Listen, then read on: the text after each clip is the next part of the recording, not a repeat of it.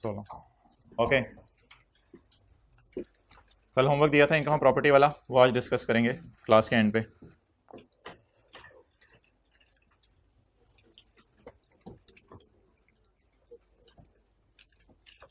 Page number 227।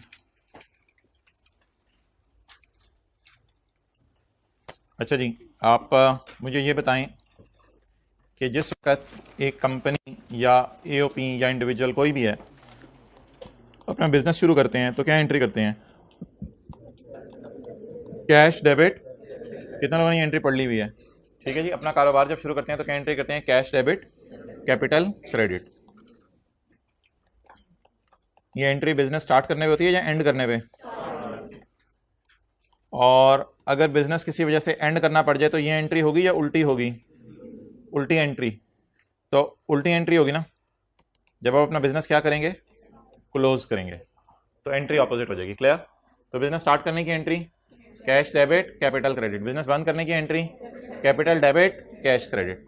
लेकिन अगर businessman के पास पैसे ना पड़े हों, बिजनेसमैन के पास कोई ज्वेलरी पड़ी हो, बिजनेसमैन के पास कोई शेयर्स पड़े हों, तो बिजनेस में अगर कोई और चीज़ पड़ी हो, मिसाल के तौर पे बिजनेस कहते हैं जी मेरे पास तो ज्वेलरी पड़ी हुई है या मेरे पास पेंटिंग्स पड़ी हुई हैं, तो क्या ऐसा हो सकता है लोगों को पैसे की बजाय जेवर वापस जेवर दे दें? हो सकता है, मैं बता रहा हूँ। अच्छा, तो ऐसा हो सकता है कि आप पैसों की बजाय कोई और चीज़ दे दें, कोई मसला नहीं, चीज़ चाहिए, ज़रूरी नहीं कि पैसे ही वापस चाहिए। क्लियर हो गया? तो ये तरह कॉन्सेप्ट नोट कर लें। ये वो जो हम कल पढ़े हैं ना, कल वाला 4A, उसमें ये पॉइंट नंबर बनेगा C, 4A का पॉइंट C।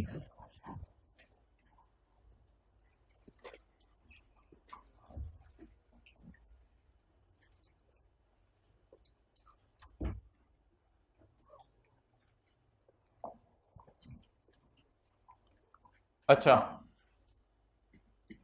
अब सवाल ये राइज होगा कि पार्टनरशिप फर्म हो गई डिसॉल्व। डिसॉल्व का क्या मतलब है? बंद हो गई या चल पड़ी? जब पार्टनरशिप फर्म हो गई डिसॉल्व तो पार्टनर्स को पैसे वापस किए या ज्वेलरी दी? तो पार्टनर्स को जो ज्वेलरी मिली, इस ज्वेलरी की क्या प्राइस होगी? ज्वेलरी की फेयर वैल्यू। किस दिन की? जिस दिन मिली। तो वही बात है जो कल से हम करते आ रहे हैं, कोई नई बात नहीं है। तो इस ज्वेलरी की जो फेयर वैल्यू होगी वो इसकी क्या समझ ली जाएगी? बोले कॉस्ट। किस दिन? जिस दिन फर्म डिसॉल्व हुई और पार्टनर को ज्वेलरी मिली। तो कल हमने क्या क्या बातें पढ़ी थी वो जरा पढ़ लें। कल हमने पढ़ा था कि अगर एक पार्टनरशिप फर्म कल हमने पढ़ा था कि अगर एक बंदा किसी को गिफ्ट दे तो जिसको गिफ्ट मिला है उसके लिए गिफ्ट की कॉस्ट क्या होगी? फेयर वैल्यू, जिस दिन उसको गिफ्ट मिला। कल हमने पढ़ा था अगर किसी के वालिद की डेथ हो जाए और डेथ के बाद बच्चे को जो है वो ज्वेलरी मिले, तो ऐसी सूरत में बच्चे के हाथ में ज्वेलरी की फेयर वैल्यू क्या होगी? जो ज्वेलरी की कॉस्ट क्या होगी? उस दिन की फेयर वैल्यू जिस दिन उसको मिला। आज हमने पढ़ा है कि where the jewelry becomes the property of a partner on distribution of assets on dissolution of AOP। AOP के केस में किनको चीजें मिलती हैं? पार्टनर्स को। कब मिलती हैं? जब AOP अपने एसेट्स बांट रही हो।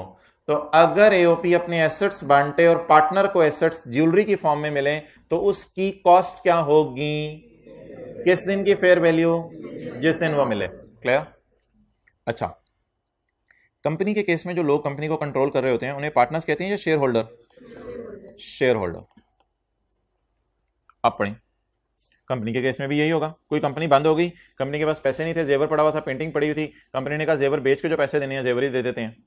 Where the capital asset becomes the property of a person on distribution of assets. Assets बांटे जा रहे हैं।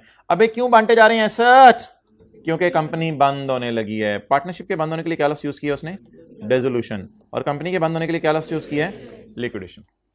तो ये 4-5 सूरतें हो गई जिन सूरतों में आपको जो कैपिटल एसेट मिलेगा उसकी कॉस्ट क्या ली जाएगी? उस दिन की फेयर वैल्यू। अगर आपको कोई चीज गिफ्ट में मिले, अगर आपको किसी की डेथ पे कोई चीज मिले, अगर पार्टनरशिप फर्म बंद हो जाए और आपको ज्वेलरी मिले, अगर कंपनी बंद हो जाए और आपको ज्वेलरी मिले, इन 4 सूरतों में जो भी आपको कैपिटल एसेट मिलेगा उसकी जो फेयर वैल्यू होगी आपकी क्या समझी जाएगी? और कल कला को फिर आप उसको बेचेंगे तो वो फिर हमने देखा था कि ये आपकी कॉस्ट थी शायद 12,000, कल कला को 15,000 का बेचा था तो 3,000 का गेन आ गया था, वो अलग बात थी। क्लियर? ओके। अच्छा, ये इसको पेंडिंग कर दें जरा। हाउ एवर द कमिश्नर, ये एक डिटेल्ड कॉन्सेप्ट है, ये किसी दिन करेंगे, अभी ऊपर वाले कॉन्सेप्ट से मिक्सअप हो जाएगा। However the commissioner may treat, इसको जरा पेंडिंग कर दें। आ जाए जी अगले सफ़े पे, पेज 228 पे।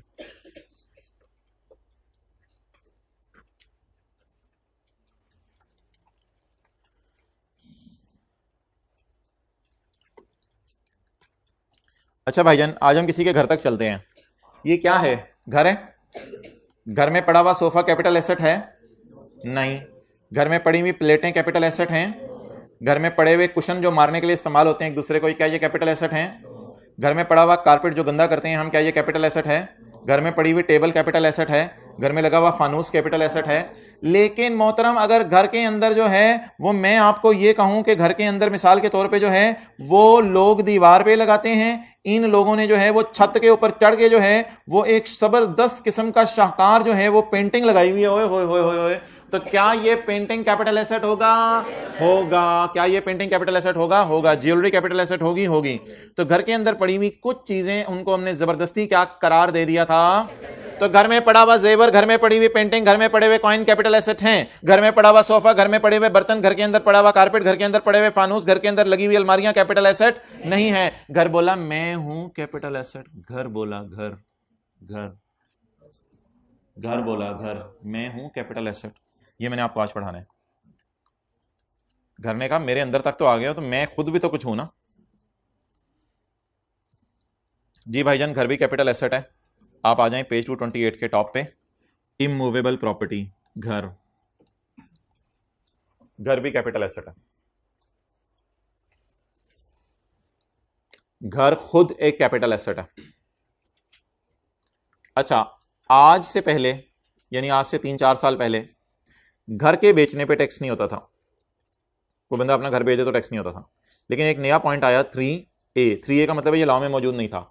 3 भी पॉइंट मौजूद था, लॉ में 4 भी था। इन दोनों के दरमियान आया 3 और 4 के दरमियान 3A, ये नया पॉइंट आया।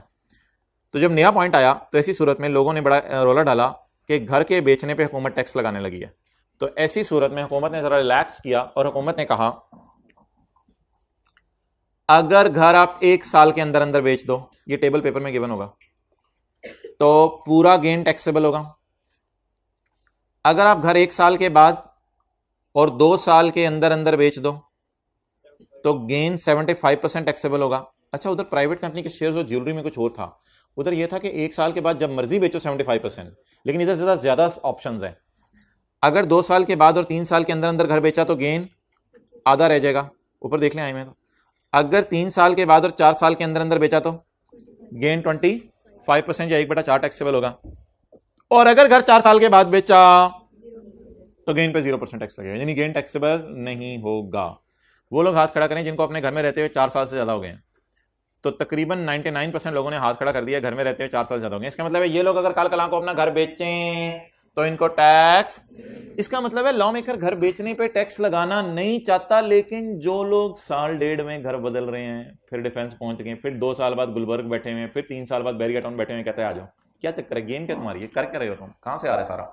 तो जो लोग घर फ्रीक्वेंटली बेचते हैं उनके बेचने पे क्या लगाया जा रहा है? टैक्स लगाया जा रहा है। क्लियर? Okay, next. अब आपने ना घर में ऐसे रिवाइज करना है, मजे मजे से रिवाइज किया करें। 1 साल के अंदर अंदर, और फिर इसको टिक करना है। 1 साल के बाद 2 साल के अंदर अंदर, 2 साल के बाद 3 साल के अंदर अंदर, 3 साल, इस तरह रिवाइज किया करें। 3 साल के बाद 4 साल के अंदर अंदर, 4 साल के बाद, अब घर में कोई बोलेगा 5 साल के अंदर अंदर, आपने कहना नहीं, बस 4 साल के बाद। आने कहने नहीं, मैं बताता हूं। ओके, अच्छा, अब इसमें अगर घर महंगा बिके तो ज्यादा पैसे आपको बचेंगे, अगर घर सस्ता बिके तो कम बचेंगे। तो अब इसने कैटेगरी बना दी गरीबों की और अमीरों की। The tax will be calculated on immovable property eight following rates. घर के बेचने पे टैक्स इन रेट्स पे लगेगा। अगर आपको घर बेचने पे 50 लाख बचाए तो फिर आपके लिए टैक्स रेट है 3.5%। और अगर आपको घर बेचने में 1.5 करोड़ रुपया बचाए, 15 मिलियन, तो फिर आप अमीर कबीर इंसान है, फिर आपके लिए रेट कितने परसेंट है? 15%। अब मोहतरम सवाल यह राइज होगा कि ये टेबल भी पेपर में गिवन होगा। जी बिल्कुल, ये टेबल भी आपने बूटी बना के लेके नहीं जाना, ये टेबल भी पेपर में गिवन, सॉरी रिकॉर्डिंग हो रही थी, तो ये टेबल भी पेपर में गिवन होगा, तो ये टेबल भी पेपर में गिवन होगा और ये टेबल भी पेपर में गिवन होगा। ऑनलाइन में दोबारा नहीं पूछना आप हजरात ने, ये दोनों टेबल पेपर में गिवन होंगे। पहली बात ये हो गई। दूसरी बात, दूसरी बात मोहतरम ये है, चले पहले आप ऐसा करें कि इसका जरा टैक्स निकाल दें इस बंदे का, स्क्रीन पे देख के, नीचे आपकी नजर पड़ जानी है मुझे पता है। जल्दी जल्दी जल्दी जल्दी, पहले ऊपर वाला टेबल लगाइएगा फिर नीचे वाला, पहले ऊपर वाला टेबल लगाइएगा फिर नीचे वाला। कितना टैक्स आया? एक्सेलेंट, एक साहब ने निकाल लिया। अच्छा कुछ लोग रनिंग में आ रहे होते हैं, अच्छा भी सवाल पढ़ना शुरू किया। मिस्टर उमैद वो टैक्स कट के बैठे ने।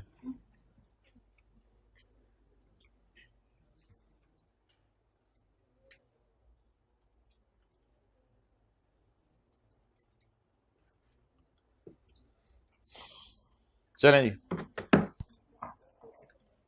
कितना टैक्स आ गया यार? 875 वाले हाथ खड़ा करें। Excellent, 875 is your tax. बाकी जरा टाइम ले और 875 निकालें। निकला है? ओके। उमैद ने अपना घर बेचा है, immovable property, after holding it for a period of 2 साल के बाद, 3 साल के अंदर अंदर 2 साल के बाद, तो गेन पूरा निकालेंगे या गेन को आधा करेंगे? गेन को आधा करेंगे। गेन कितना है? खरीदा कितने का, बेचा कितने का? 1 लाख और 1.5 लाख में डिफरेंस 50,000। 50,000 का गेन है, उस गेन को पूरा करें या आधा करें? 50,000 into 1/2 25,000। So what is my gain overall net? 25,000। 25,000 मेरा गेन आ गया। 25,000 सीरियल 1 में जा रहा है, 2 में जा रहा है, 3 में जा रहा है, शर्मा के सीरियल 1 में जा रहा है, उधर 5 मिलियन शर्मा के सीरियल 1 में जा रहा है 25,000। तो 25,000 5 मिलियन से कम है या 5 मिलियन से ज्यादा? 10 मिलियन के अंदर अंदर है, 5 मिलियन से कम है।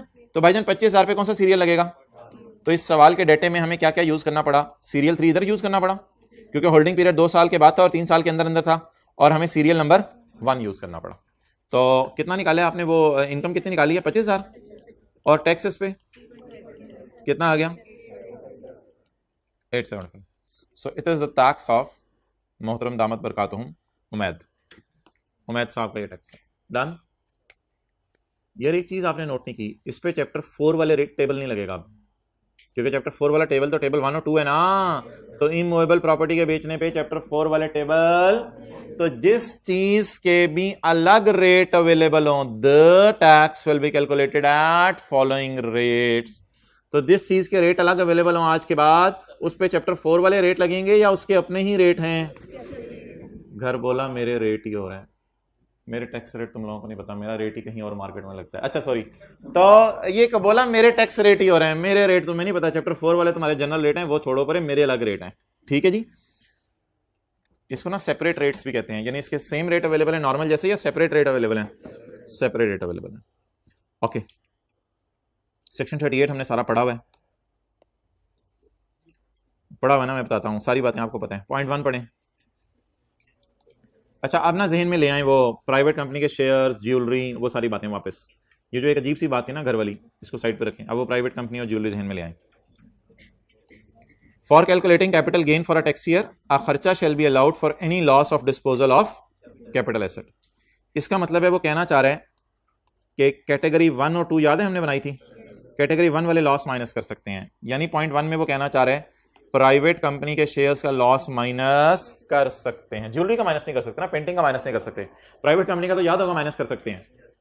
तो पॉइंट 1 ये कह रहे हैं, for calculating capital gain deduction shall be allowed for any loss on disposal of capital asset. अगले सफे पे देख लें, नहीं यकीन आ रहा तो अगले सफे पे हमने ये जो सवाल किया था, ये देखें, प्राइवेट कंपनी के शेयर्स का लॉस माइनस नहीं किया था? हाँ किया था। ये देखें, प्राइवेट कंपनी के शेयर्स का लॉस माइनस नहीं किया था? हाँ किया था। याद आ गया? ओके। 1 के बाद मैं सीधा आ रहा हूं 5 पे, लेकिन कैटेगरी 2 वाले लॉस माइनस नहीं हो सकते, कैटेगरी 2 वाले लॉस माइनस नहीं हो सकते। ये भी बात आपको पता है, ये मैं कह रहा हूं, पढ़ा हुआ साल आपने। No loss shall be recorded on the disposal of following capital asset. कौन कौन से? Painting, sculpture, drawing, other art work, jewellery, rare manuscript, rare folio, rare book, postage stamp, first day cover, coin, medallion और antique. इनके बेचने पे अगर loss आ गया तो माइनस करने की ज्यादा नहीं है। डन। ओके, पॉइंट 2 क्या लिखा हुआ है? हाँ जी बताएं। मतलब excellent, exempt asset. Exempt asset आपको याद होगा, नॉट चार्जेबल का मतलब है एग्जेम्प्ट एसेट। अगर एक कैपिटल एसेट ऐसा है जो एग्जेम्प्ट है तो उसके बेचने पे आपको पता है गेन इनकम नहीं है तो लॉस खर्चा नहीं है, गेन इनकम नहीं है तो लॉस खर्चा नहीं है। Loss will not be allowed as deduction where gain is not chargeable to.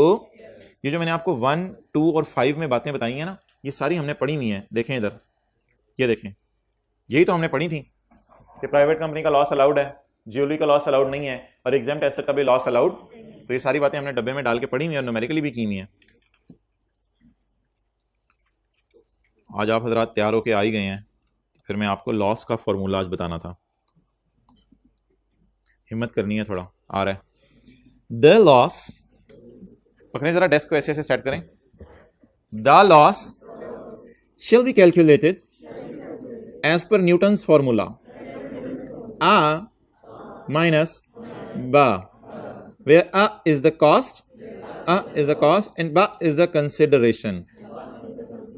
तो इधर इसने ए और बी के नाम बदल दिए और कुछ भी नहीं किया। हालांकि वैसे आपको इस तरह लॉस निकालने की जरूरत नहीं है, हम बस गेन हो या लॉस आपको पता है कंसिडरेशन में से कॉस्ट माइनस करते हैं, तो वो बात हमारी अपनी जगह ठीक है, वो न्यूमेरिकल्स में जैसे मर्जी करें। इधर ऐसे इसने फॉर्मूला बना दिया।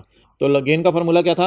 ए minus B, where A is the consideration and B is the cost. और लॉस का फॉर्मूला क्या है? A minus B. इधर ए क्या है और बी क्या है?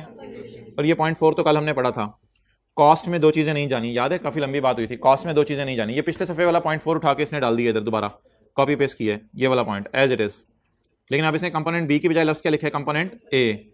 कॉस्ट में क्या चीजें नहीं आएंगी? 2000 जल्दी बता दें। Which is deducted under another head of income, जो अदर सोर्स थी मेरे ख्याल से 14 रुपए की रिपेयर थी, and which is not allowed as reduction under that income from business, और जो इनकम फ्रॉम बिजनेस में माइनस करने की इजाजत नहीं है। इनकम फ्रॉम बिजनेस का चैप्टर है, उसमें बुरे खर्चों की लिस्ट दी हुई है, उसमें खर्चा है फाइन टू गवर्नमेंट। तो फाइन टू गवर्नमेंट अगर आपने पे कर दिया वो माइनस करने की इजाजत नहीं है जी। ये वाली अच्छा, उस क्लास में कोई टीए बैठे हैं? अबू बकर मैसेज कर दो यार किसी को। पेज 229। चलें ये तैयार हो जाए, कैलकुलेटर निकालें, रजिस्टर निकालें, न्यूमेरिकल।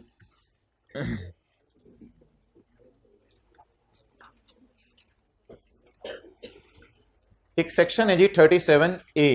37A, इससे पिछला कौन सा सेक्शन था? 37, और ये कौन से? 37A।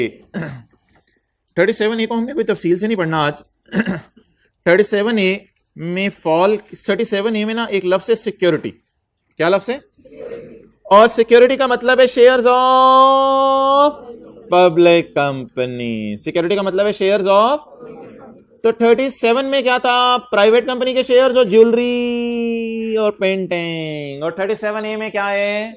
पब्लिक कंपनी के शेयर। भाईजान पब्लिक कंपनी के शेयर्स बेचने पे पुराने पाकिस्तान से भी पुराने पाकिस्तान में टैक्स नहीं होता था, लेकिन हुकूमत ने बड़ा जोर डाला और लोगों को मनाया कि भाईजान नया सेक्शन डालने लगे हम 37A।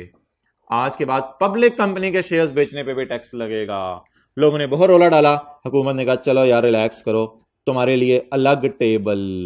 हुई आज तो टेबल पे टेबल आ रहे हैं।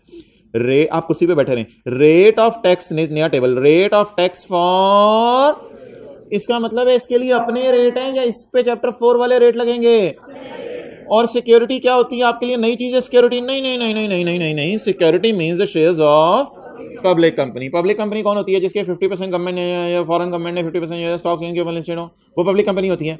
तो पब्लिक कंपनी के शेयर्स फॉल करते हैं डेफिनेशन में सिक्योरिटीज के, और सिक्योरिटीज के लिए अलग रेट है। फिलहाल एक बड़ा सा रेट मुझे नजर आ रहा है, वो मैं यूज करूंगा, बाकी इंशाल्लाह टेबल आपको कल समझाऊंगा। ये इसका फिलहाल एक ये रेट है। कितने परसेंट जी? 12.5 तो 12.5%। ये हमारे सिलेबस का आखिरी टेबल है, इसके बाद कोई नए टैक्स रेट नहीं आएंगे।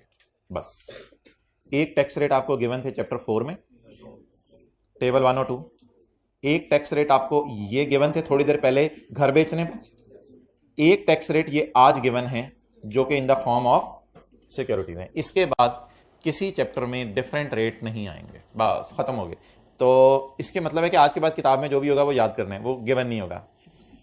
तो ये टेबल पेपर में गिवन होगा, ये टेबल पेपर में गिवन होगा। बार बार नहीं पूछना मेरे से किसी ने, ये टेबल पेपर में गिवन होगा, ये टेबल पेपर में गिवन होगा। 4-5 साल से ऑनलाइन क्लासों के तजर्बे की वजह से, 3 साल बल्कि 3 साल से तजर्बे की वजह से बोल रहा हूँ, ये टेबल पेपर में गिवन होगा, ये टेबल पेपर में गिवन होगा। इससे मेरे आने वाले सवाल जो बच्चों के हैं वो काम हो जाएंगे। ये टेबल पेपर में गिवन होगा। ओके चलिए जी, अब इसका एक सवाल करते हैं। क्वेश्चन 2 अगले सफ़े पे, इब्तिसाम। न्यूमेरिकल आज करते हैं, थ्योरी कल पढ़ लेंगे।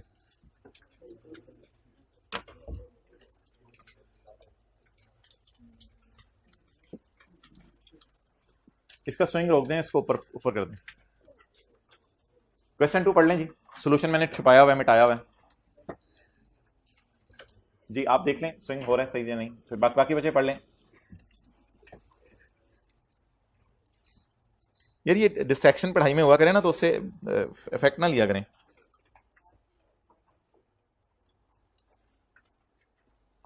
नहीं यार, ये तो स्विंग होना शुरू हो गया है, इसको ऊपर रोकना था। अच्छा पढ़ें जी सवाल जल्दी।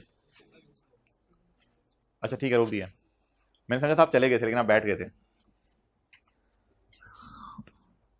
ओहो, चलें पढ़ें जी। इब्तिसाम has disposed of the following asset in tax year 2022. Shares of AB private company, shares of GE यार अनलिस्टेड कंपनी है, तो मुझे बता दें ये स्टॉक एक्सचेंज में लिस्टेड है? कहीं लिखा हुआ है इसके फेडरल गवर्नमेंट ने शेयर खरीदे हुए हैं, कहीं लिखा हुआ है प्रोविंशियल ने, कहीं लिखा हुआ है फॉरेन गवर्नमेंट ने, कहीं लिखा हुआ है कि इसके किसी ऐसी कंपनी ने शेयर खरीदे हैं जिस कंपनी को जो है वो ओन किया हो फेडरल गवर्नमेंट ने, और फिर उस कंपनी ने इसके 50 या उससे ऊपर ओन किए हो, और जो खरीदने वाली कंपनी है वो फॉरेन कंपनी हो, कहीं ऐसा लिखा हुआ है? तो अगर ये सारी बातें नहीं पाई जा रही तो फिर ये प्राइवेट कंपनी बन जाएगी। ये क्या बन जाएगी? प्राइवेट कंपनी बन जाएगी। ये प्राइवेट होगी। नीचे वाली दोनों क्या है? लिस्टेड कंपनी है। लिस्टेड कंपनी तो बाय डिफॉल्ट क्या होती है? पब्लिक, क्योंकि वो जो 3-4 सिनेरियो थे उसमें आखिरी सिनेरियो ये था। अच्छा यार उसमें ना एक लाइन लिखी हुई थी, वो शायद मैं आपको बताना भूल गया था, ये पॉइंट डी था ना, ये ऐसी बस याद करना है। ये यूनिट ट्रस्ट की डेफिनेशन हमने पढ़ी थी, कोई इंपॉर्टेंट चीज़ नहीं है। यूनिट ट्रस्ट हुज यूनिट्स, ये भी शेयर्स टाइप होते हैं, आर अवेलेबल टू पब्लिक, जो आम लोगों को अवेलेबल हो कि वो खरीद और बेच सकते हैं। बस इस किस्म का कोई लफ्ज़ आप याद कर लीजिएगा। तो यूनिट ट्रस्ट एक ऐसा इदारा है, वो जो एक दफ़ा दिखाया था डायग्राम बना के, कि यूनिट ट्रस्ट के अगर यूनिट्स अवेलेबल हो आम लोगों को खरीदने बेचने के लिए, तो इसको भी किसकी डेफिनेशन में फॉलो कराया जाएगा? पब्लिक कंपनी की। बस इस हद तक याद करना है और कुछ नहीं करना आपने इसका। अच्छा जी चलें। हाँ अब मुझे आप ये बता दें कि ये जो मैंने स्काई ब्लू से हाईलाइट की हैं इन पे क्या लगेगा? सेक्शन 37, प्राइवेट कंपनी के शेयर सेक्शन 37 में फॉल करते हैं। अच्छा, और जो मैंने येलो से आपके सामने हाईलाइट किए हैं इन पे बता दें कौन सा सेक्शन लगेगा? आज नया सेक्शन लगेगा, कौन सा? हाँ 37 है। क्लियर? चलें जी अब सवाल शुरू करते हैं।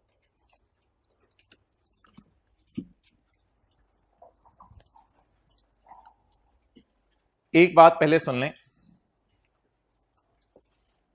हम अब सबसे पहले पुराने तरीके से चलेंगे, और ये दो इनकम्स तो आपको याद है हमारी, वो जो कासिम वाला सवाल था शायद उसमें भी आई थी, कार ऑफ सन और ज्वेलरी वाला। पहले इन दो इनकम्स को सॉल्व करेंगे, और वर्किंग की हेडिंग क्या देंगे? Income from capital gain. Income from capital gain.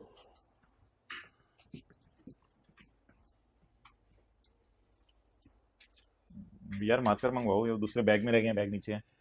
अच्छा ठीक है।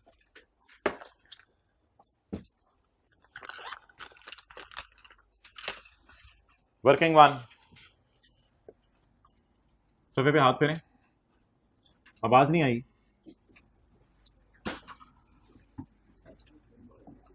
Income from capital gain. Income from capital gain. Income from capital gain के आगे मैं एक लफ्ज लिखने लगा हूं, सेक्शन 37, और आगे एक और लफ्ज मैं लिखने लगा हूं, नॉर्मल टैक्स लगाएंगे चैप्टर 4 वाले, और आगे एक और लफ्ज लिखने लगा हूं आपके समझने के लिए, यहां पे आएंगे प्राइवेट कंपनी के शेयर्स वगैरह और ज्वेलरी पेंटिंग वगैरह। आपके समझने के लिए इतना कुछ मैंने लिखा है, वरना पेपर में income from capital gain normal tax regime लिखना भी काफी है पेपर में। सेक्शन 37 और आगे जो मैंने अंग्रेजी लिखी है वो सिर्फ आपके समझने के लिए लिखी है। तो सेक्शन 37 जो हमने पढ़ा था 2 दिन पहले, उसकी बुनियाद के ऊपर ये वाले गेन आप निकालने पहले। जी भाईजान। खरीदा कितने का? 3 लाख का। बेचा कितने का? कितना गेन आया? 6 लाख। खरीदा किस साल? 14 में। बेचा किस साल? 2022 में। खरीदने और बेचने के दरमियान 1 साल से, तो गेन को किससे मल्टीप्लाई कर दें? 75% से। चलें जी, किस कंपनी के शेयर्स हैं? ए बी प्राइवेट कंपनी जी। कितने के बेचे? 9 लाख के। कितने के खरीदे? 3 लाख के। होल्डिंग पीरियड 1 साल से, तो गेन को क्या करें? 75% से मल्टीप्लाई करें जी। बताएं। 4,54,000। तो प्राइवेट कंपनी के शेयर्स और ज्वेलरी पेंटिंग वगैरह का अगर होल्डिंग पीरियड 1 साल से ज्यादा हो तो गेन को किससे मल्टीप्लाई करते हैं? आगे जी, जीई अनलिस्टेड कंपनी, हमारी नजर में ये भी क्या है? प्राइवेट। कितने का बेचा? 10,000 का। कितने का खरीदा था? क्या आ रहा है? लॉस आ रहा है। कौन सी कंपनी? जी अनलिस्टेड। अनलिस्टेड धोखा है, नाम है बस, छोड़े परे, प्राइवेट कंपनी से कहेंगे। अच्छा जी, कितने का बेचा? कितने का खरीदा? 30,000 का। कितना लॉस आया?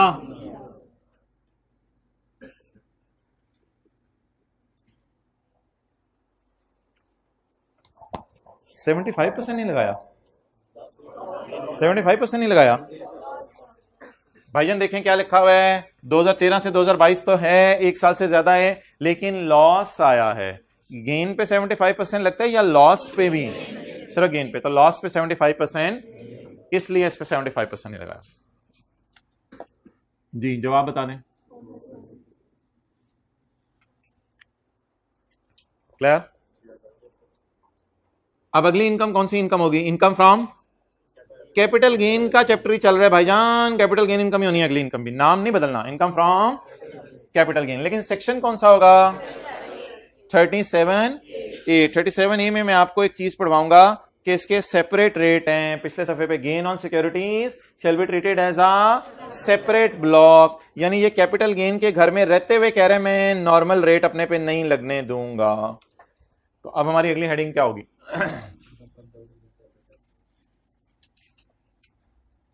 Income from capital gain, section 37A। Normal tax regime या सेपरेट ब्लॉक? Separate block. इस सेक्शन का नाम है सिक्योरिटीज। क्या नाम है? जिसमें किस कंपनी के शेयर्स आएंगे? पब्लिक कंपनी के शेयर्स आएंगे। और उधर क्या आने थे? प्राइवेट कंपनी और ज्वेलरी वगैरह के शेयर्स। सॉरी, ज्वेलरी वगैरह, प्राइवेट कंपनी के शेयर्स और ज्वेलरी वगैरह उधर आनी थी।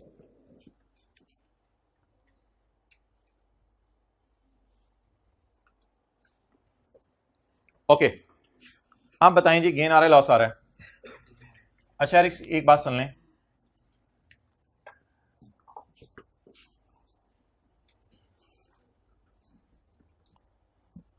तसल्ली से सुननी है, ये मैं एक दफा कर रहा हूं, बाद में नहीं करूंगा।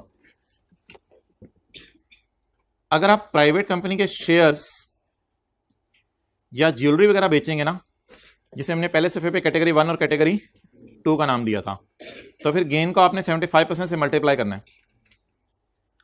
अगर आप घर बेचेंगे तो गेन को 75% या 50% या 25% या 0 से मल्टीप्लाई करना है। लेकिन अगर आप पब्लिक कंपनीज के शेयर बेचेंगे, जो कि 37A में सिक्योरिटीज की डेफिनेशन में फॉल करते हैं, तो ऐसी सूरत में होल्डिंग पीरियड का चक्कर एक कोई नहीं। इस पूरे सेक्शन में हम गेन को पूरा गेन लेंगे, 75% से मल्टीप्लाई नहीं करेंगे। 75% से मल्टीप्लाई नहीं करेंगे। तो 37A के साथ लिख लिया, गेन को 75% से मल्टीप्लाई करने का यहां कोई चक्कर नहीं है। गेन को 75% से मल्टीप्लाई करने वाला कोई कॉन्सेप्ट यहां नहीं है।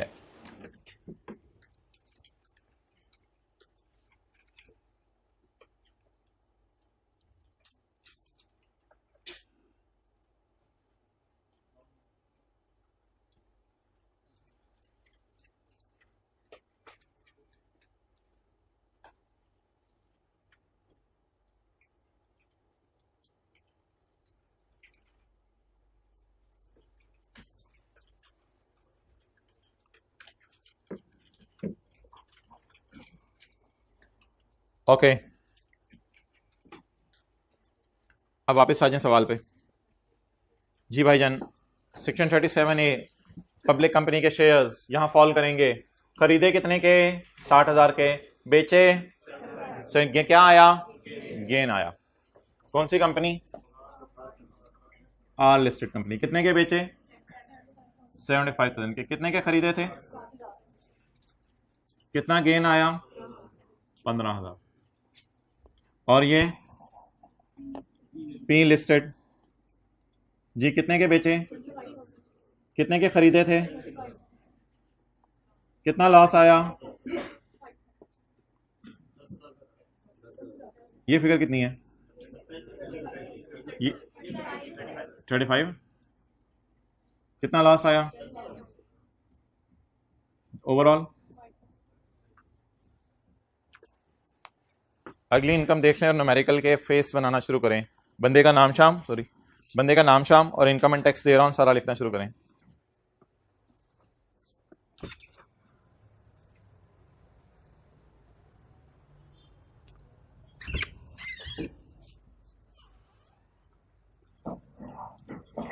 न्यूमेरिकल का फेस शुरू करो, जल्दी करो।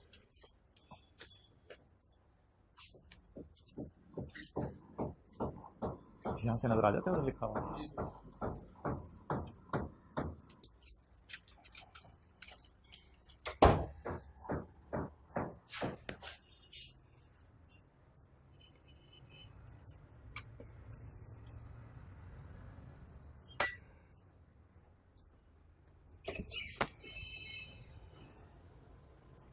आवाजें आ रही हैं, बंद करवाओ काम, पता नहीं बाहर से नहीं सर।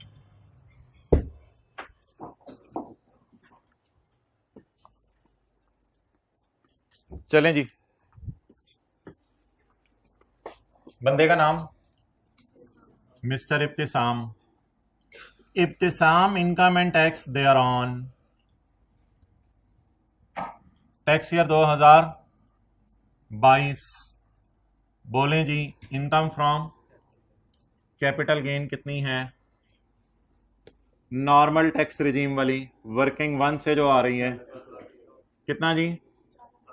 4,30,000। क्लियर? आगे चलें। Income from capital gain separate block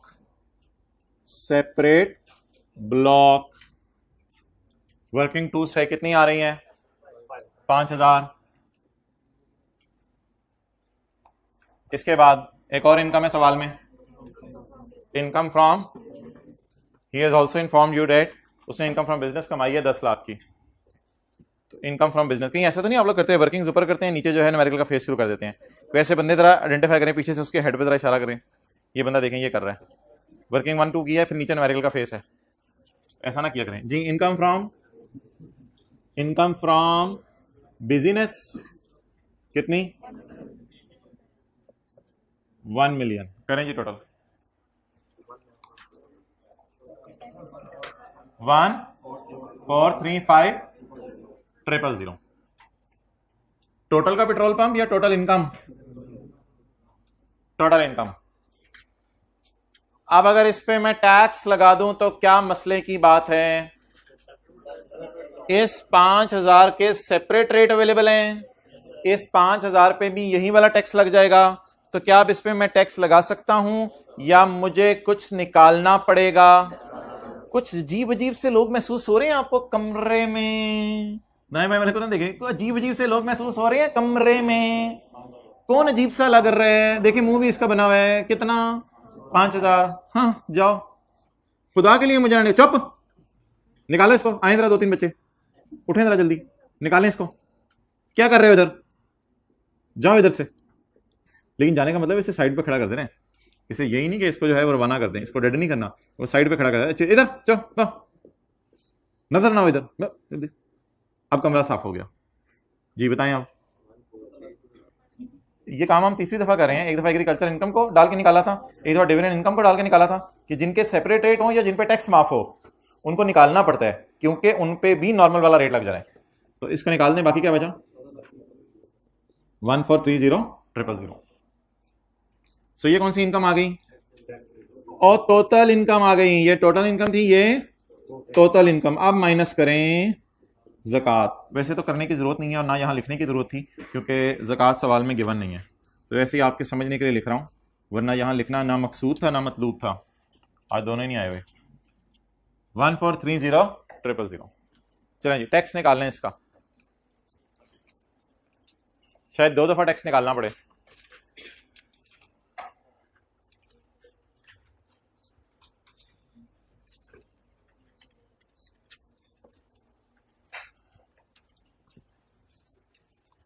भाई आपको लास्ट रो में नजर नहीं आ रहा, इधर आ जाओ, ग्रे शर्ट आपको कह रहा हूँ, ठीक है, थोड़ा उधर हो ना।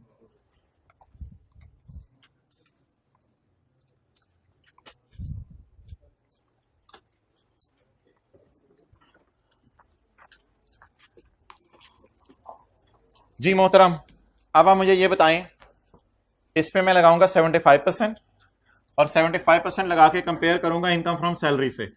इनकम फ्रॉम सैलरी हमारे सवाल में गिवन नहीं है, तो जो भी इसका 75% आएगा सैलरी उससे कम होगी, तो सैलरी कम तो टेबल 1, तो सैलरी कम तो टेबल, बोलते रहे, वापस आ जाए, टेबल 1 14,30,000। भैया ये 14,30,000 में नहीं पड़ी हुई सिक्योरिटीज, पब्लिक कंपनी के शेयर्स का गेन नहीं पड़ा हुआ, देखिए पड़ा हुआ निकाल दिया हमने, तो अब तो इन पे चैप्टर 4 लगेगा ना।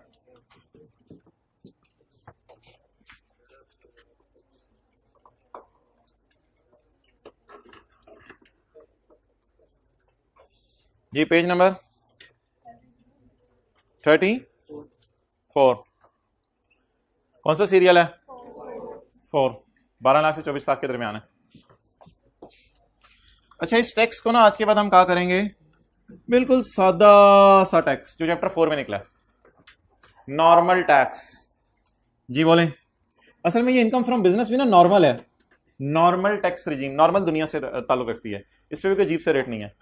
अच्छा जी, टैक्स 70,000, 15% ऑफ 2 लाख जी 104500। अब हमने टैक्स किस पे निकालना है, जिसको बाहर निकाला हुआ है, मैंने कहा था निकाल के इसे साइड पे खड़ा कर दें धूप में, इसको रवाना नहीं करना है इधर से आपने, ये साइड पे खड़ा हुआ निकल के धूप में, 5,000 इस पे टैक्स लगाना है। Tax on separate block income, ऐसी इनकम जिसपे कौन सा रेट अवेलेबल है, सेपरेट रेट अवेलेबल है, tax on separate block income.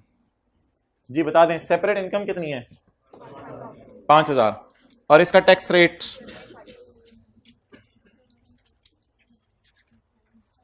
ये रेट मैंने आपको दिखाया पेज 230 पे 12.5%। क्या ये टेबल लगाना कल सीखेंगे। बताएंगे इनकम कितनी है, रेट 12.5%, जवाब कितना 625, और आप टोटल कर दें 1 टैक्स पेएबल टू शहबाज शरीफ।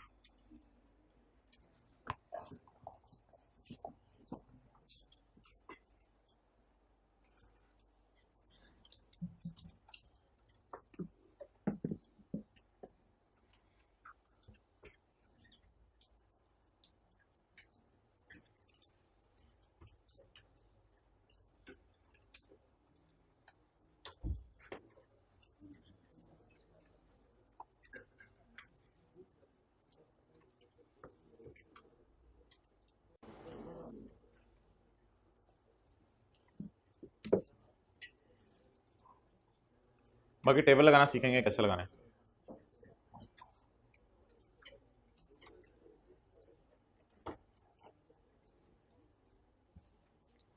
चलो भाई ले आओ।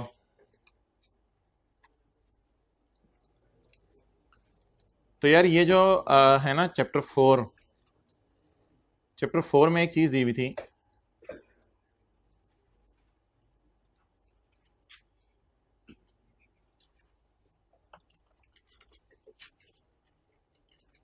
पेज नंबर 44,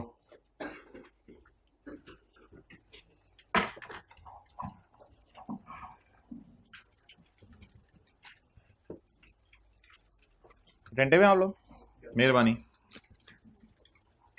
एक है नॉर्मल टैक्स रिजीम, कौन सी? पेज 44। इसमें क्या आता है? Salary, capital gain, business, property, other source और ज़कात वगैरह माइनस होती है। एक है भाईजान सेपरेट ब्लॉक। और मजे की बात, आज हमने दोनों सेपरेट ब्लॉक्स पढ़ ली, सिक्योरिटीज भी जिसे पब्लिक कंपनी के शेयर्स हमने कहा अभी, और गेन ऑन डिस्पोजल ऑफ घर भी। इनके अलग स्लैब रेट्स हैं जो कि टेबल 1 और 2 वाले नहीं हैं। और एक फाइनल इनकम थी, वो हमने कौन सी पढ़ी थी? Dividend income. तो सेपरेट रेट्स वाली इनकम आज हमने दो पढ़ ली। इनमें और डिविडेंड में फर्क क्यों है, यानी डिविडेंड को इधर क्यों लिखा हुआ है, इसको इधर क्यों लिखा हुआ है, ये किसी दिन हम बात कर लेंगे, ये कोई इतनी इंपॉर्टेंट बात नहीं है। अच्छा, तो बस असल में फर्क ये होता है कि डिविडेंड पे आपने टैक्स जमा नहीं कराना होता। मैंने आपको बताया था कंपनी काट के आपका टैक्स जमा करा देती है, लेकिन सिक्योरिटीज पे आपने खुद अपने पाँव पे चल के टैक्स जमा कराना होता है। ये फर्क है छोटा सा, ये देखेंगे फिर। तो ये तीन किस्म की इनकम थी, नॉर्मल वाली, सेपरेट वाली और फाइनल वाली।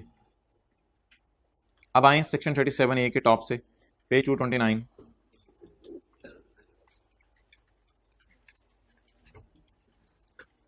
Capital gain on disposal of securities. Point 1 पढ़ें जी। The capital gain from disposal of securities shall be chargeable to tax at, इसका मतलब है इन पे टेबल 1 और 2 नहीं लगेगा। प्रेस्क्राइब रेट का क्या मतलब है? रेट बताए जाएंगे या कहीं रेट चैप्टर 4 वाले लगेंगे? बताए जाएंगे। अच्छा, इसका क्या मतलब है? Section 37A shall not apply to bank.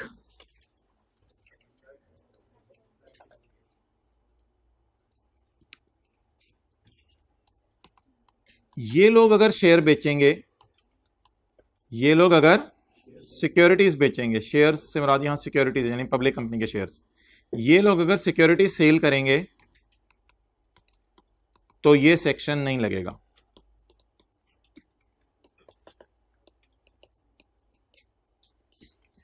यानी अगर बैंक कहते हैं मैंने शेयर खरीद के बेचे, तो ये सेक्शन, हमारे सवाल में बैंक शेयर खरीद के बेच रहा था या इब्तिसाम शेयर खरीद के बेच रहा था? तो अगर बैंक शेयर खरीद के बेचे तो इस पे ये सेक्शन, तो फिर क्या लगेगा? ये आप अपनी तरफ से ही कुछ बनाने लगे हैं, ये हमारे सिलेबस में नहीं है कि बैंक पे कौन से रेट लगेंगे, वो शायद कोई अलग रेट हो, कम से कम हमारे सिलेबस में नहीं है। बल्कि के आगे ना, बल्कि के आगे हम डैश डैश डाल देंगे कि बल्कि कौन से टेबल लगेंगे, हमारी बला से जो मर्जी लगे। बस आपको सिर्फ ये बताना था, अगर बैंक किसी पब्लिक कंपनी के शेयर खरीद के बेचे तो उन पे 37A वाला 12.5% रेट है ना अभी, वो नहीं लगेगा। बाकी हमें क्या, कौन से रेट लगेंगे? नॉन बैंकिंग फाइनेंस कंपनी होती है house building finance corporation. Insurance companies भी आपने अक्सर सुना होगा, इंश्योरेंस गाड़ियों की और किसी का रही है। असल में ये कंपनीज की टैक्सेशन वेरी हमारे सिलेबस में नहीं है, थ्योरी के तक याद रखना है। इन लोगों पे सेक्शन 37A नहीं लगेगा, मुदारबा वगैरह पे, और company in respect of debt securities. Debt securities तो वैसे ही छोड़ दें, आपको समझने की जरूरत ही नहीं, तो ये लफ्स याद कर लेना है बस। Banking company, non banking finance company, insurance company, मुदारबा और कंपनी इन रिस्पेक्ट ऑफ बलावला। यार आज आप आ गए हैं, अब गेन का फॉर्मूला देख लेते हैं। गेन होगा A minus where A is the and B is the cost of asset. Point 2 पढ़ेंगे अगले सफे पे। मुदारबा मैंने बताया था ऐसा बिजनेस होता है जिसमें एक बंदा पैसे डालता है, दूसरा बंदा सर्विसेज देता है, लेकिन ये कोई जरूरी नहीं है समझना, लफ्ज की हद तक याद करना है, समझाना होता है मैं खुद समझाता हूं। पॉइंट 2, यार इतने अरसे से हम लगे हुए हैं लफ्ज holding period holding period holding period, कहते हैं आज इसकी भी ना डेफिनेशन बता दूं। हमने कहा बता दे, कहते हैं खरीदने से बेचने तक का अरसा। हमने कहा कसम से, कहते हैं कसम से, खरीदने से बेचने तक के अरसे को क्या कहते हैं? सुभान अल्लाह करें। पॉइंट 2 के आगे हाथ रखे, सुभान अल्लाह, सुभान अल्लाह। साथ वाले के नाक के पास हाथ रखे, सुभान अल्लाह, इन्ना लिल्लाह। ओके चलें ठीक है, बाकी तो फिर कल आप तैयार होके आएंगे तो पढ़ेंगे। प्रॉपर्टी के न्यूमेरिकल निकाल लें जो दिया हुआ है। अजीब लोग हैं यार, हाथ धोंगे 20 मिनट पड़े हैं जी, तो पता नहीं क्या। इनकम प्रॉपर्टी के न्यूमेरिकल निकालें जी, पेज नंबर आ जाए। कितना सादा है साथ वाला, कि भी 20 मिनट पड़े हैं। और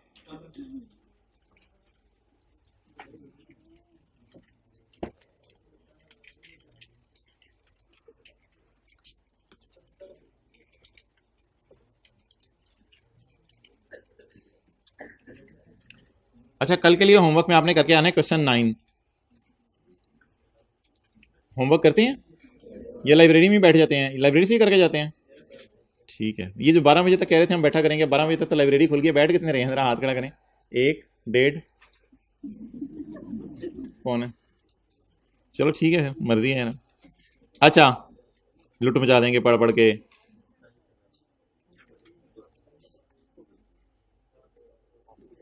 ABC Associates owns a building which is on the following info is available guys, this information is available. Rent received from किराएदार कितना है? 23 लाख। भाईजान ये सवाल गौर से समझना है आपने, आगे हैं तो गौर से समझना है। किराएदारों से किराया कितना आया है? Rent received is 23 lakh, rent received include 6 lakh. Clear? अच्छा, अब मोहतरम आपकी वालिदा माजिदा जा रही थी, तो जाते जाते उन्होंने कहा बेटा नाश्ता कर लेना, मैं कबाब फ्रिज में रख के जा रही हूं। ओके, कबाब में हड्डी। अच्छा, नाश्ता कर लेना, मैं कबाब फ्रिज में रख के जा रही हूं, और सारे ही कबाब खा लेना, सारे ही कबाब खा लेना नाश्ते में। हां, एक ध्यान रखना कि एक नाश्ते के लिए एक ध्यान रखना, 3 जो हैं उनको मैंने जरा साइड पे रखा हुआ है, 3 जो हैं उनको मैंने जरा साइड पे रखा हुआ है। सारे ही खा लेना नाश्ते में, 3 को मैंने जो है वो साइड पे रखा हुआ है। उन 3 में से एक नाश्ते में खा लेना, एक दोपहर के खाने में खा लेना, और एक रात के खाने में खा लेना। भाईजान माने ना माने, आपने ये सारे खा जाने हैं। एग्री करते हैं मेरी बात से या नहीं? फिर मैं आगे चलूंगा। एग्री करते हैं? ये यही बनेगी ना बात, और क्या बनेगी? दोबारा सुने बात। बेटा मैं जा रही हूं, कल आऊंगी, ठीक है, मिसाल के तौर पे। तो तुम ये ऐसा करना, फ्रिज में कबाब पड़े हैं, तो ये कबाब तुम खा लेना, ये सारे के सारे तुम नाश्ते में खा लेना। हाँ, उसमें 3 मैंने अलग रखे हैं, वो जो 3 अलग रखे हैं उनमें एक तुम्हारे नाश्ते के लिए, एक दोपहर के खाने के लिए, और एक रात के खाने के लिए। आपने जब ये सारे खा लिए ना, तो आपने सोचा इन 3 के बारे में क्या कहा था? एक नाश्ते में आपने कहा यार खीर होगी, एक नाश्ते इसका भी खा जाएंगे ना। समझ आ गई ये बात की? अच्छा, अब सवाल पता क्या कह रहे हैं? सवाल इसी किस्म की कोई बोंगी मार रहा है। सवाल कह रहे हैं भाईजान हमारा किराया आया कितना? आया 23 लाख। अच्छा, उस 23 में 6 लाख पड़ा है, उस 23 में इन सब में 3 पड़े हैं, इस तरह की बात करें ना। उस 23 में 6 लाख पड़ा है, इन सब में 3 पड़े हैं। उसमें से, उस 6 लाख में से ये 6 लाख रुपए 3 सालों का किराया है, 3 सालों का। 23 लाख में 6 लाख 3 सालों का है, बाकी 17 लाख की टेंशन नहीं लेनी, वो इसी साल का है। 23 लाख में से 6 लाख 3 सालों का है, और बाकी 17 लाख की टेंशन नहीं लेनी, वो तो इसी साल का है, वो तो इसी साल का है, उसकी टेंशन नहीं लेनी, इनकी टेंशन नहीं लेनी, इनकी टेंशन नहीं लेनी, वो तो इसी साल का है। और वो 3 सालों में हमारा साल भी शामिल है। इसका मतलब है अगर मैं कहूं कि 23 लाख में से 6 लाख रुपया बाहर निकाल दो, लेकिन बाद में ख्याल आएगा कि 2 लाख रुपया दोबारा डाल दो, क्योंकि ये तो हमारे साल का ही किराया है। तो इसी किस्म की सवाल ने बोंगी मारने की कोशिश की है, अगर आपको समझ लगी हो। You are not getting my point of kebab, so let me zoom it.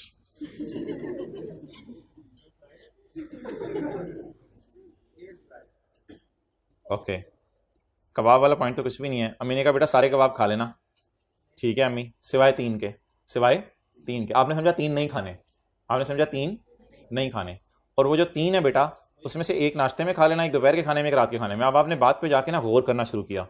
अम्मी के जाने के बाद ना आप बस गौर कर रहे हैं, ये बात क्या करके गई हैं, बात क्या करके गई हैं। सारे खा लेना नाश्ते में, 3 ना खाना।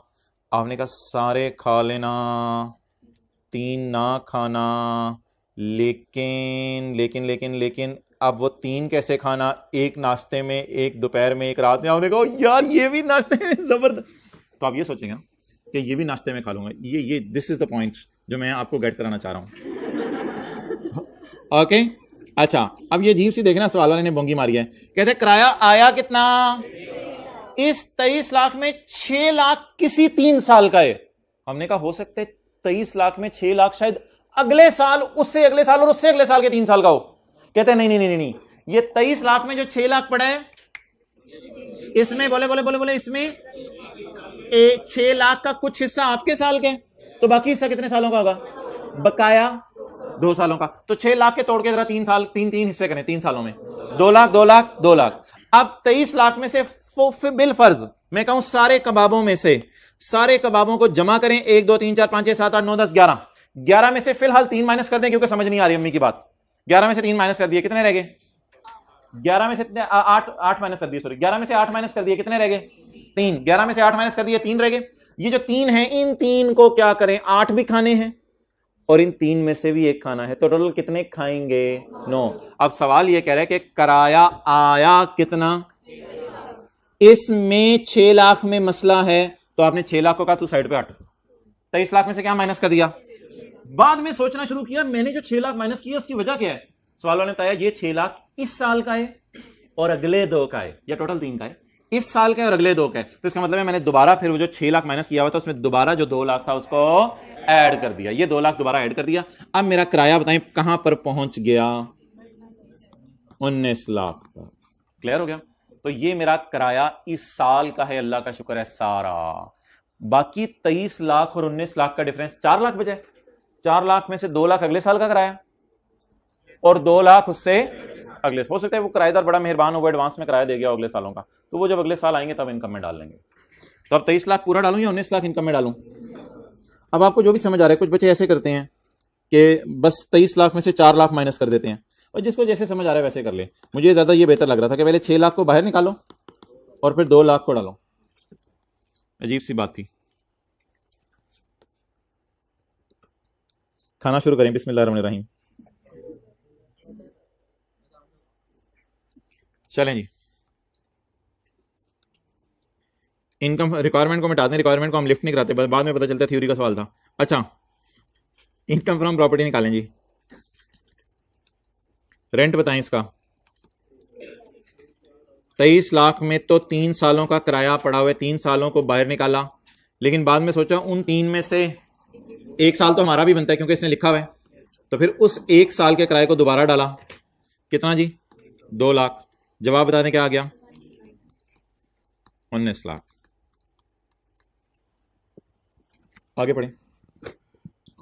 यार ये डेप्रिसिएशन है बिल्डिंग की, कोई थर्ड शेड्यूल है लॉ का उसके तहत। अच्छा मुझे बताएं, मालिक के मकान अगर अपना घर किराए पे चढ़ाए तो किराएदार उसको यूज करते हैं या मिस यूज ही करते हैं ऑलमोस्ट। आपको पता है प्राई चीज जो है वो बंदा, ये इसके ऊपर क्यों लिख रहे होते हैं आप लोग की बात नहीं कर रहा, वो दूसरी क्लास वाले लिख रहे हैं नीचे वाले। ये जो लकड़ी के सामने क्यों लिख रहे हैं, प्राई चीज है, घर में जरा लिख के देखें। तो प्राई चीज के साथ बंदा ये सलूक करता है। तो अब आप मुझे बता दें कि जब मालिक मकान ने किराएदार को घर किराए पे दिया, तो क्या किराएदार को घर किराए पे दिया तो मालिक मकान का घर डेप्रिशिएट कर रहा होगा, बेचारा गलत इस्तेमाल कर रहा होगा वो। लेकिन हमारा सेक्शन जो है ना एक है 15A, 15A में खर्चों की लिस्ट दे दी गई है, कौन कौन से खर्चे माइनस किए जा सकते हैं। वो जो लिस्ट दी गई है ना 15A में कि कौन कौन से खर्चे माइनस किए जा सकते हैं, क्या उस लिस्ट के अंदर डेप्रिसिएशन नाम की कोई चीज है? बल्कि डेप्रिसिएशन की जगह ना एक और चीज माइनस करने की इजाजत है, घर की रिपेयर का। शायद लॉ मेकर ने वो इसी वजह से माइनस करने दिया। तो 15A में डेप्रिसिएशन का जिक्र नहीं है, इसलिए वो खर्चा जिसका लॉ ने जिक्र नहीं किया वो खर्चा हम माइनस नहीं कर सकते। हम खर्चे माइनस करते हैं प्रॉपर्टी के चैप्टर में सेक्शन 15A की रोशनी में। इस वजह से मैं डेप्रिसिएशन माइनस नहीं कर रहा। एक लाइन छोड़ो मैं इधर जरा, इस वजह से मैं डेप्रिसिएशन माइनस नहीं कर रहा, बल्कि इसकी जगह क्या माइनस करूंगा, रिपेयर अलाउंस। तो 4 लाख के डेप्रिसिएशन को मैंने इस वजह से इग्नोर कर दिया। आगे चलें। प्रॉपर्टी टैक्स कितने जी, और बोलें जल्दी, स्पेलिंग भी गलत हो गए हैं। प्रॉपर्टी टैक्स कितने, रिपेयर अलाउंस निकाल लेता हूं मैं सब, 1 लाख। अगला जी म्यूनिसिपल और लोकल गवर्नमेंट टैक्सेस है।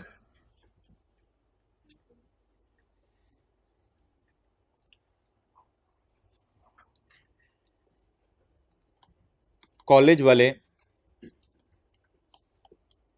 सिक्योरिटी गार्ड को तनख्वाह देंगे तो क्या एंट्री करेंगे, जल्दी बोलें। कॉलेज वाले सिक्योरिटी गार्ड को तनख्वाह देंगे तो क्या एंट्री करेंगे, इंट्रो पढ़ें आप लोग? एक्सपेंस डेबिट कैश, अग्रीड और नॉट? कॉलेज वाले सिक्योरिटी गार्ड को तनख्वाह देंगे तो एंट्री करेंगे एक्सपेंस डेबिट, कॉलेज का खर्चा बढ़ गया और कॉलेज के पास से कैश चला गया। अगली बात आपने टेंशन से सुननी है। आप स्टूडेंट हैं, आप कॉलेज से निकले और निकलते हुए सिक्योरिटी गार्ड को आपने बुलाया। सिक्योरिटी गार्ड को आपने बुला के कहा यार ये पकड़ो, मैं आज बड़ा खुश हूं किसी भी वजह से, ये पकड़ो तनख्वाह मेरी तरफ से, ये पकड़ो तनख्वाह मेरी तरफ से। अब प्रिंसिपल साहब दे दिया आपने उसको। अच्छा, अब प्रिंसिपल साहब ये देख रहे थे, प्रिंसिपल साहब ने कहा तुम्हारी तो नहीं जिम्मेदारी सिक्योरिटी गार्ड को तनख्वाह देना, लेकिन अगर दे रहे हो तो दे दो कोई मसला नहीं। तो आपने सिक्योरिटी गार्ड को तनख्वाह दे दी, तो बता दें प्रिंसिपल साहब हमारे क्रिश्चियन कॉलेज के अकाउंटेंट को क्या कहेंगे? क्या एंट्री करो? खर्चा डेबिट, खुशी क्रेडिट। क्या प्रिंसिपल साहब खुश होंगे कि मेरा खर्चा किसी और ने पे कर दिया? ये एक अजीब सी एंट्री हमने निकाली है। आप लोगों ने अभी चंद 10-12 दिन हुए आपको जनरल एंट्रीज पढ़ते हुए, इस तरह की एंट्री आप पूरी अकाउंटिंग में नहीं पढ़ेंगे। ये एक नई सौगात हमने निकाली है, और ये अकाउंटिंग के टीचर को ना बताइएगा, इस तरह की चीजें अकाउंटिंग की क्लास में नहीं होती, ये बाद में होती हैं।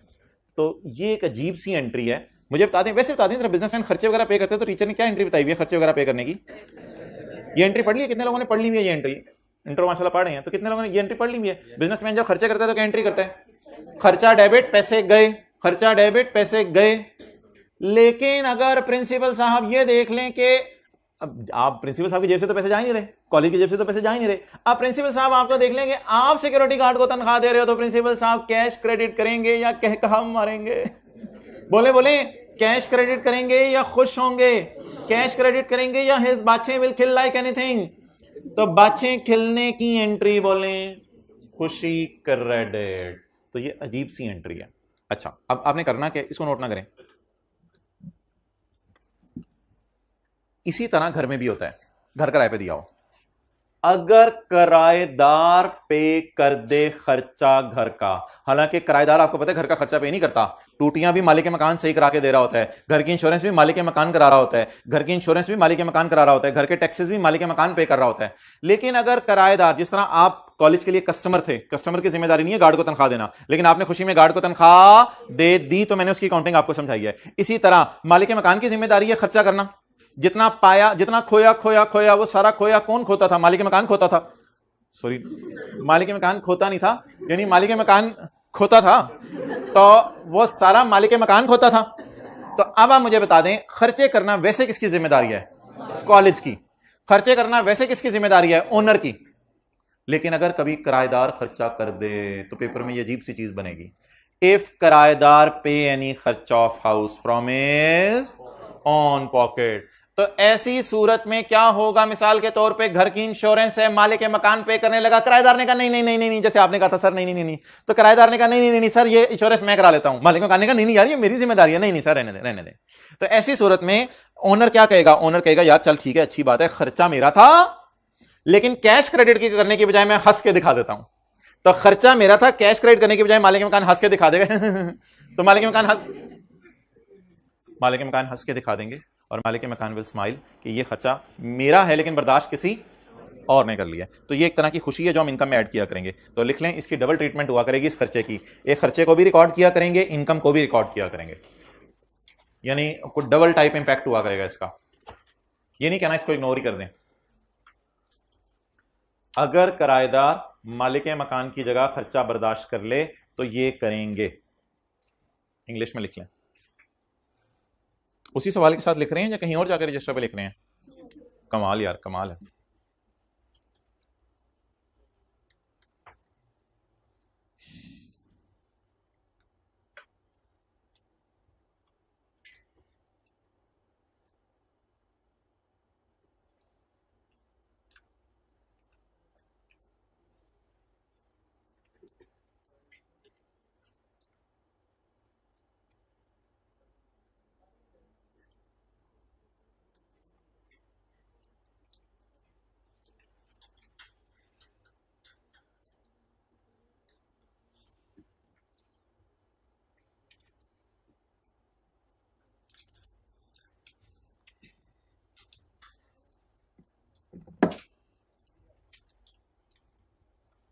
ओके, पढ़ें जी।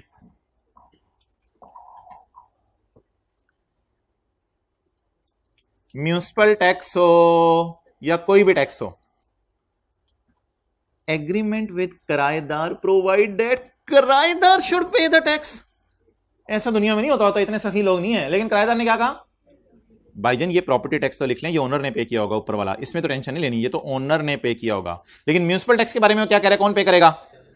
आप बता दें कि ऐसा सिनेरियो बन गया कि किराएदार पे कर रहे हैं कोई खर्चा, इसका डबल इंपैक्ट करें, क्या खुशी होगी? खुशी को इनकम में डालें, म्यूनिसिपल टैक्स इनकम नहीं, पेड बाय किराएदार। हालांकि पे किसने करना था? मालिक मकान ने। कितना? ओहो, ये भी 1 लाख ही है, चल खैर है, ये प्रॉपर्टी टैक्स था ना पहले वाला, तो ये वाला भी 1 लाख ही है। तो कितना जी इनकम में डाला? 1 लाख। डबल ट्रीटमेंट मैंने करने को कहा। और दूसरा काम क्या करना है? लेस भी कर दें। तो ये अजीब सी चीज है जिसको हमने ऐड भी किया और लेस भी किया। खर्चा डेबिट, इनकम क्रेडिट, बस इससे ज्यादा इस पे बात नहीं करनी। असूल आपको समझ आ गया, बात भी आपको समझ आ गया। रिपेयर लोन्स निकाल दें। रिपेयर लोन्स मैंने इस वजह से रोक के रखा हुआ था कि अभी मेरी इनकम नहीं निकली थी। इनकम 2 मिलियन है भाईजान, इनकम 2 मिलियन बनेगी ना, 2 मिलियन बनेगी। तो इस पे रिपेयर अलाउंस निकालें एट 1/5, क्या आ जाएगा? 4 लाख। अब रिपेयर अलाउंस निकालेंगे ना जी, क्या जवाब आ गया? 16 लाख। नहीं 16 लाख नहीं होगा, कम होगा, 14 लाख। ठीक है जी, चले ओवर।